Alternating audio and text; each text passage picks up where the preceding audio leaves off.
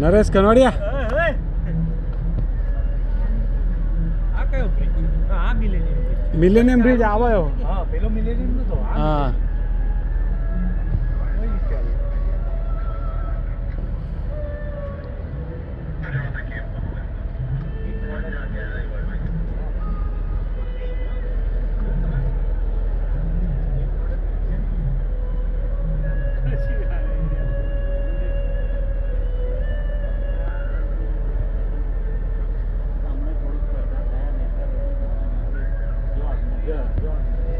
ફરવા જતા અમે અઠવાડિયું નાઈ જતા.